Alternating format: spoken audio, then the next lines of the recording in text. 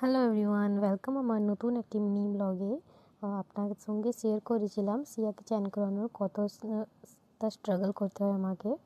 এটা দেখাচ্ছি। আমি স্নান করতে গেলেও আমাকে স্ট্রাগলই করতে হয়, কেন কি আমি স্নান করতে গেলেই সিয়া কাঁদে। জানি না কেন, আমাকে বাথরুমে ঢুকতে দেখলেই ও অনেকটাই কান্নাকাটি স্টার্ট করে দেয়। তাই ওকে আমি অনেকই ভুলি ভালিয়ে বাটি করে বিস্কুটগুলো দিয়ে গেছিলাম, কিন্তু বিস্কুটগুলো সবও ছড়িয়ে দিয়েছে বিছানার মধ্যে।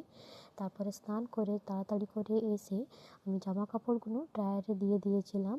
আজকাল ঠান্ডা পড়েছে আর রোদও অল্পই ওঠে, তাই জামা কাপড় শুকোতেই চায় না। তাই জন্য ড্রায়ারে দিয়ে ওকে আমি ভালো করে শুকনো করে নিয়ে তারপরে ছাদে নিয়ে যাব। তার আগে মাও এসেছিলো। আজকের মার শরীরটা খুবই খারাপ ছিল, তাই আমি রান্না করছিলাম, রান্না করার জোগাড় করছিলাম এখানে। রান্না আজকের আমি করব খিচুড়ি, একটা সবজি দিয়ে খিচুড়ি করব। সিম্পল একটা খিচুড়ি রেসিপি, যেটা আমি, আমার মা আর সিয়া তিনজনেই খাবো। আর সকালে কিছুটা তরকারি করেছিলাম, সেই তরকারিটা আছে।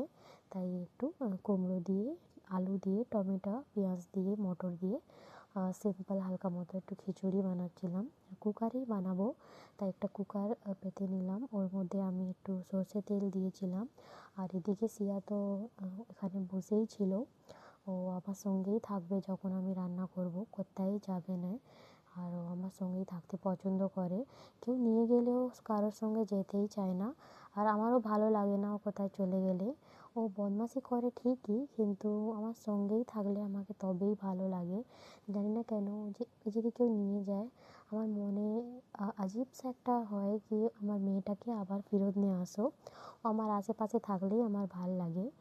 জানি না কেন এমনি হয়। মাঝে মাঝে রেগে যাই যে অনেক বদমাইশি করে, কিন্তু ও আমার আশেপাশে থাকলেই আমি অনেক খুশি থাকি।